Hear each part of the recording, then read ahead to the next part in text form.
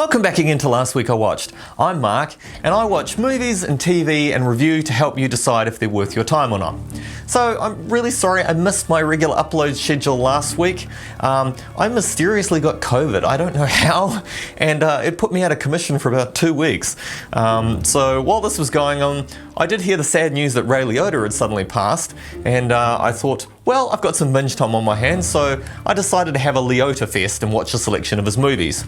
So this week, I'd like to talk about Goodfellas, No Sudden Move, Muppets Most Wanted, Copland, Identity, and Revolver. So let's talk about them.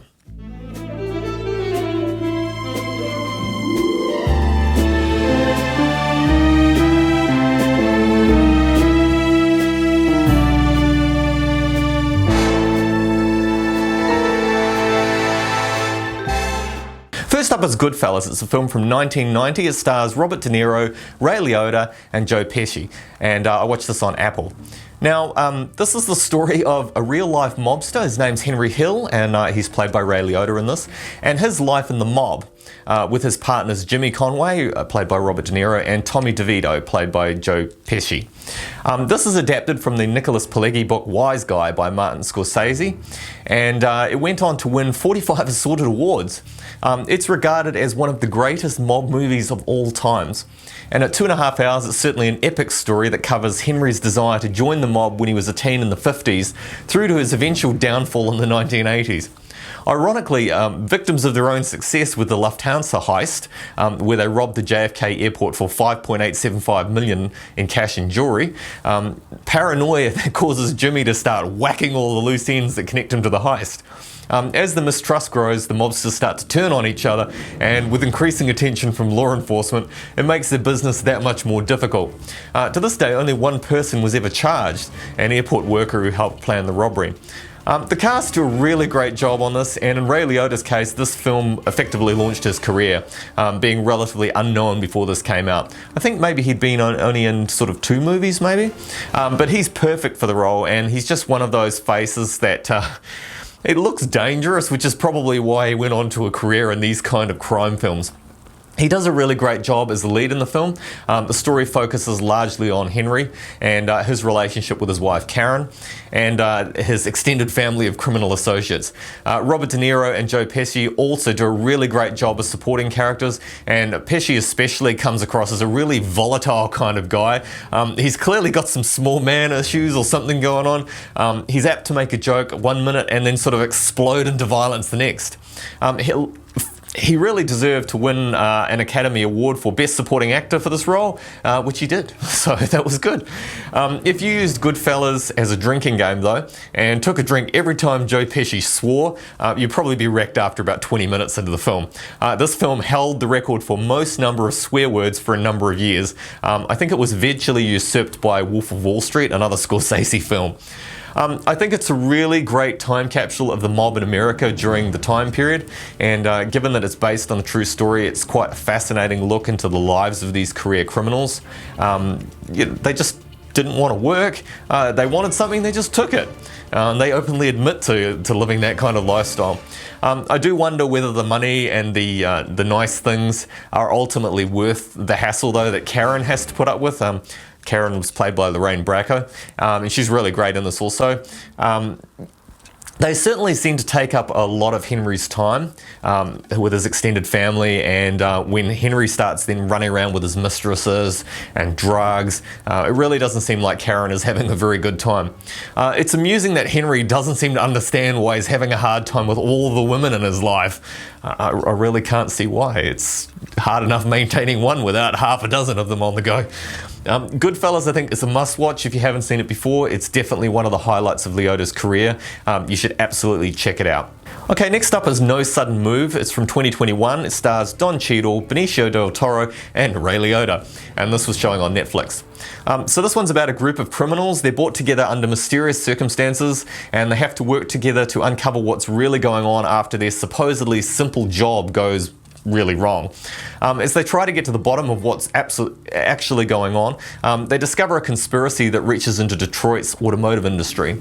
So this is a period crime film. It's set in Detroit in 1954. It's not a true story, but it's built around elements of truth from the period, such as the automotive industry's real attempts to suppress and conceal the catalytic converter technology and resist pollution controls from the government, and redlining, where neighbourhoods were set up to make it impossible for minorities to be able to live there.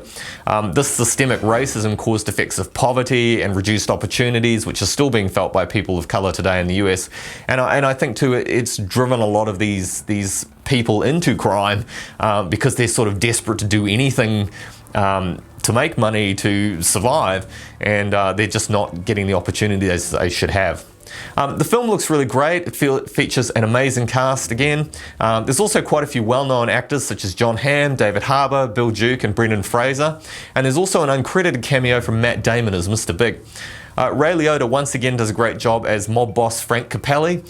Although it's not a huge part, he's really got the whole mob boss look and feel down. And it's interesting that he can play these scary, threatening people, but he was apparently a pretty easygoing, quite a nice guy. So that's interesting. I found the period was interesting as well, and you know, just even the look of it, the old classic cars and things like that as well is quite fascinating. This was Detroit much more at its height.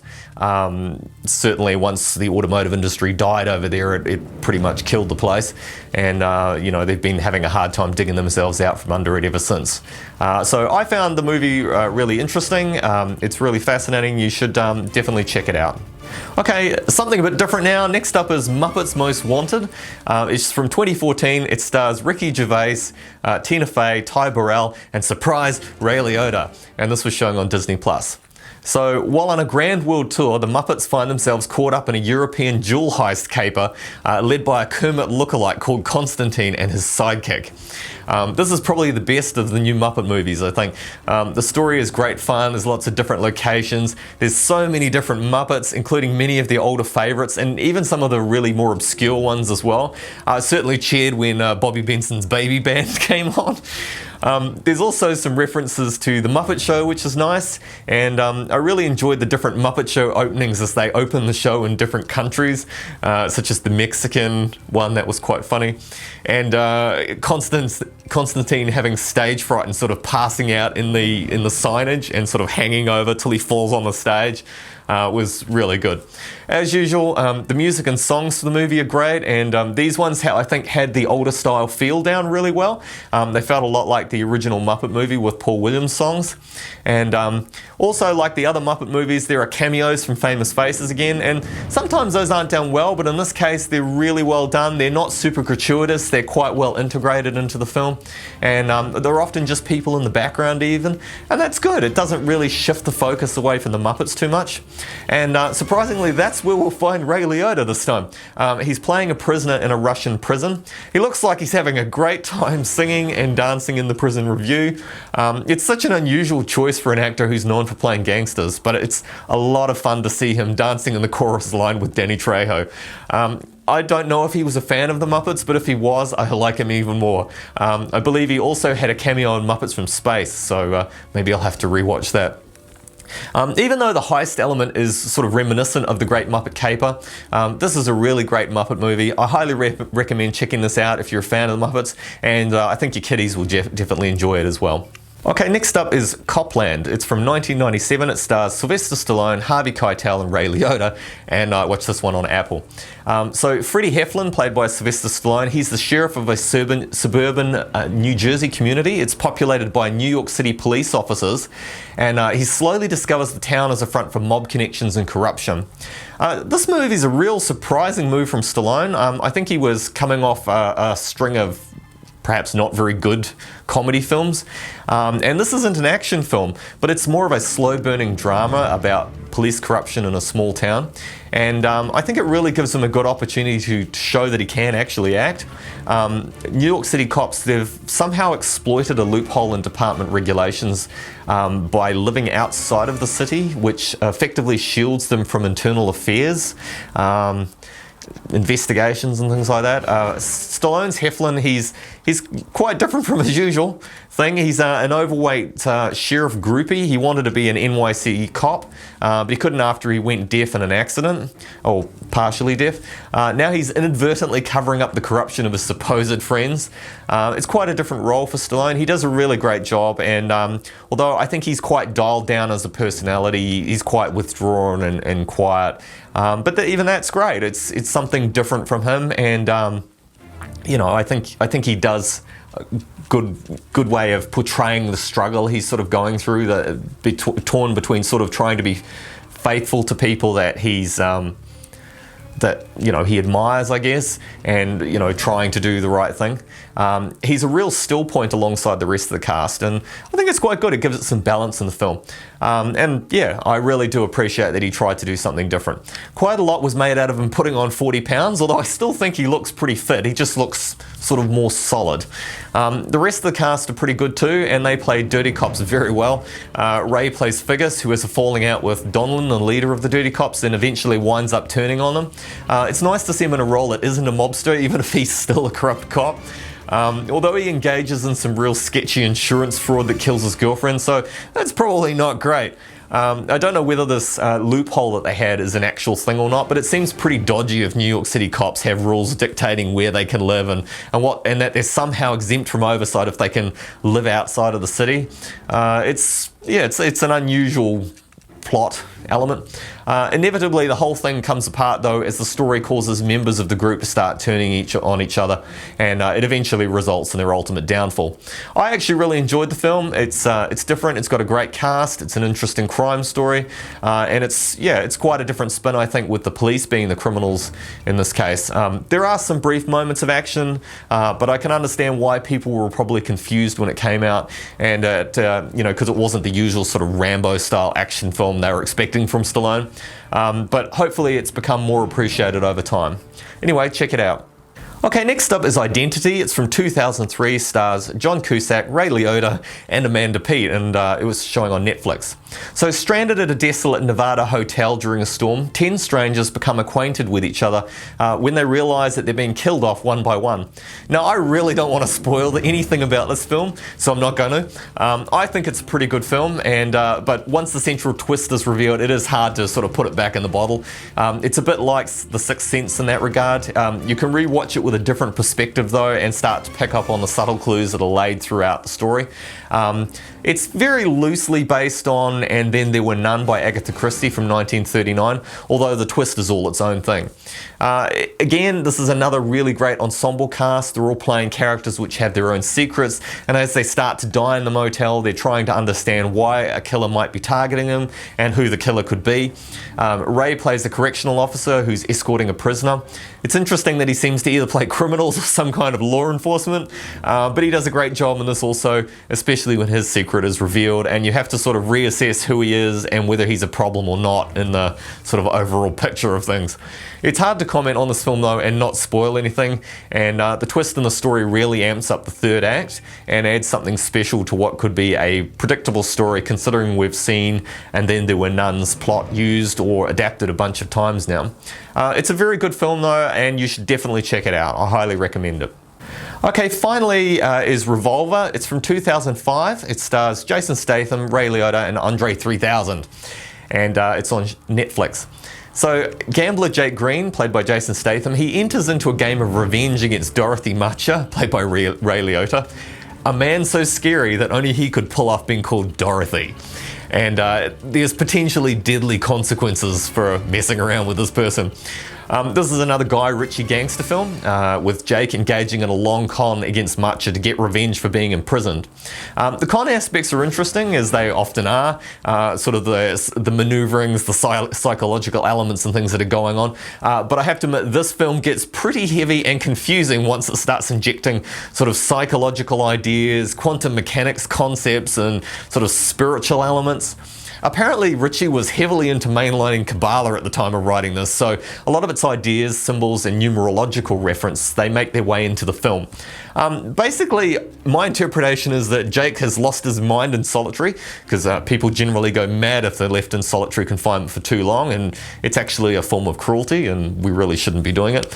And his mental landscape at some point throughout all this has concocted the two people in the adjacent cells who helped him create the formula. Now this supposedly lets him win at any situation or game. Mostly he just uses it to manipulate March's ego, and he ultimately beats him because he's lets go of his attachment, I guess, whereas Marcha is still a slave to his greed and ego. These are pretty deep concepts for a gangster movie, and it's quite a unique beast. Ray does a really great job as Marcha, and he's almost a gangster parody at this point. He's too much fake tan, sort of weird cosmetic surgery looks. I don't know whether or not Ray Liotta had actual cosmetic surgery, but he has looked a little bit different over the years, so maybe. But I'm not going to harass him over that because, respect, he's passed. But he's also, sort of lurching around in tiger print G-strings as well. To me, he's almost an object of pity at this point, more than fear in some ways. And ultimately, I think he does a really great job at showing March's breakdown when Jake just doesn't fear Marcha anymore. This is a man that really, I think, the core of his ego is having people fear him, that he's powerful and strong, and yeah, it's interesting as he just sort of breaks him down throughout the course of the film.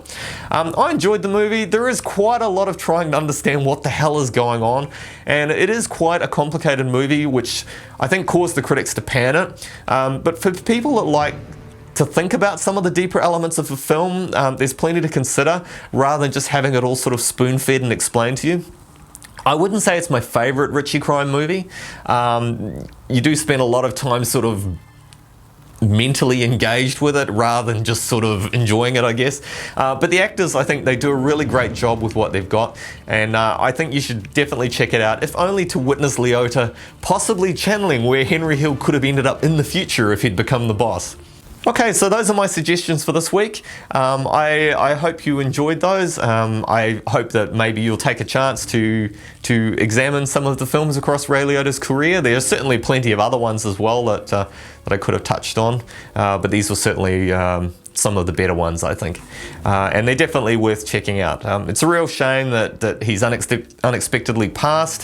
He was quite a gifted actor, and I think in some ways, it would have been nice to have seen him get more opportunities. I think he became very typecast as gangsters and mob bosses and things like that. But yeah, it is what it is, I guess. Anyway, I hope you enjoyed this. As always, please click on the like and subscribe link below, and then I can send you the next set of reviews that are coming. And somewhere on screen is my Twitter link now as well. You can follow along with anything that I'm watching, and tweet at me if you want to chat about movies and TV. As always, I hope you're all well. I really hope you're all COVID free out there, because I have not had a good time with it, and I'm in fact still having a number of issues. My heart rate is ridiculously elevated on and off through the day, and it feels like I have a fat person sitting in my chest, which is not a lot of fun. So I'm hoping that these things are going to recover, or otherwise I'm going to be toddling off to the doctor to find out what the hell I can do about it. But anyway, we'll hang in there, and I'll see you next week for some more reviews. Thanks for watching. Bye now.